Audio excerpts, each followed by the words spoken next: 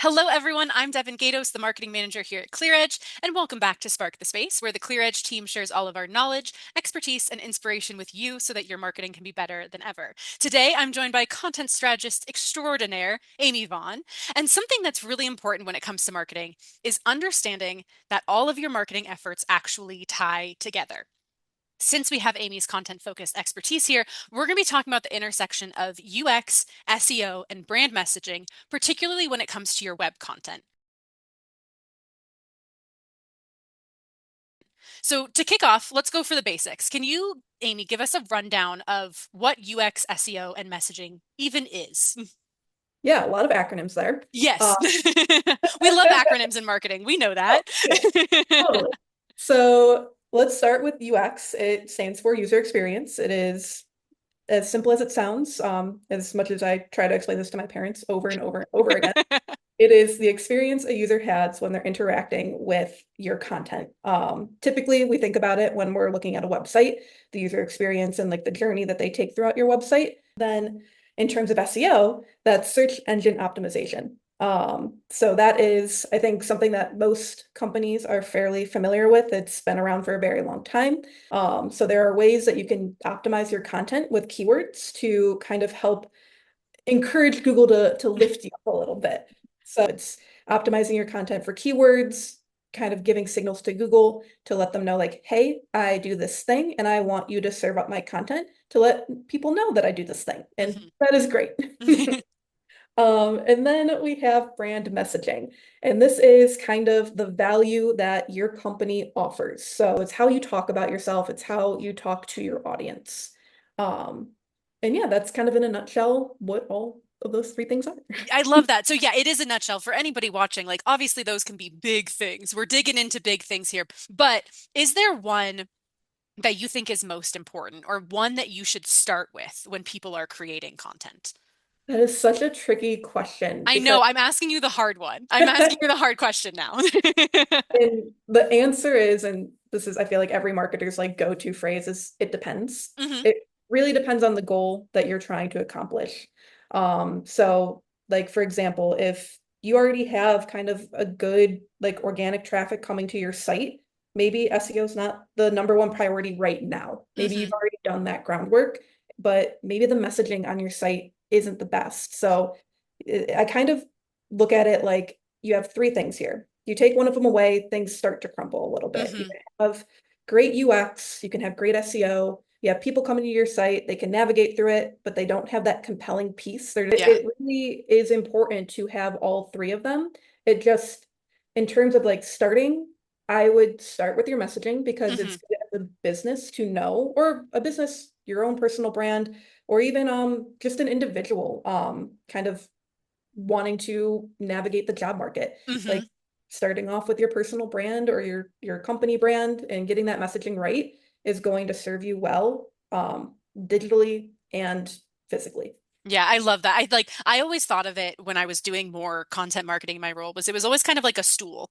You take away one of the legs and you're just gonna kind of flop around. Like it's not gonna go I well, you know. I So love you gotta have all three that. legs. You know, it's really important to find that balance between the three. And now, what are some of the common pitfalls that you see brands face when it comes to coordinating all three of these very important aspects of web content? Yeah, so common pitfalls that I tend to encounter in agency life or just working directly with a small business or medium sized, um, they want to get to it so fast. They Yeah. just it's we want a website up yesterday. We want to refresh Hmm. it yesterday. Let's kind of cut through and pass like the research part of things, Hmm.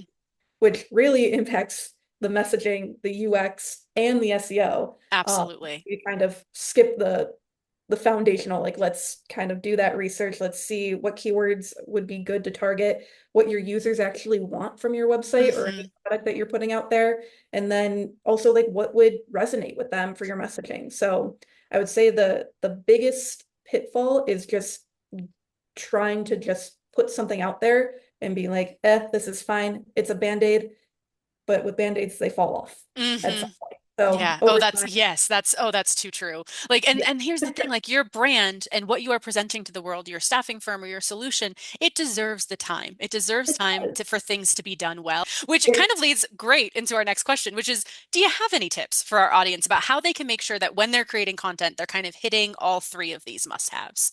yeah, so obviously my first tip is work with ClearEdge. They have all of these people What? that can do all of these things. It is great. hmm You So can the get help. Like help yeah, is available to do these yeah. things. Yeah.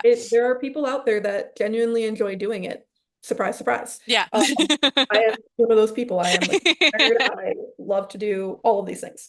Um, so that would be my first piece of advice. And then honestly, if like you're kind of taking a stab at it yourself, I think one of the biggest pitfalls when it comes to creating content for brands especially is you're trying to sound like something you're not. It Mm. is very much okay. And I had to learn this when I was first getting into this field. Um, no one wants to read something that sounds overly buttoned up. No one hmm wants to read something that's super bland and super statement focused. It's okay to be casual. It's okay to be human hmm because especially now with AI and kind of like these younger generations coming up, they don't want to be spoken to like you're over them. They want hmm to be spoken to like we're on the same level. They want to know that there is a human behind this brand, or there's many humans behind this brand that care about it, that care about what they're doing. And so putting that level of thought and care and honestly just a little bit of unpolished hmm like verbiage Yeah. goes a long way. Matching like you want to be professional, but you also want to be authentic. So I hmm would say give yourself some grace. It's okay if it doesn't sound perfect. No one's looking for perfect. Love that you brought this topic to our episode today, and thank you so much for joining me. It was great to hear from you and be able to kind of nerd out over website content, which is so fun Yeah. to do sometimes. So if you are watching, be sure to connect with Amy on LinkedIn. And as always, you can learn more about all that we do at ClearEdge, including UX, SEO, messaging, customer research, anything we can help you with over at meetclearedge.com. And we'll see you all next time.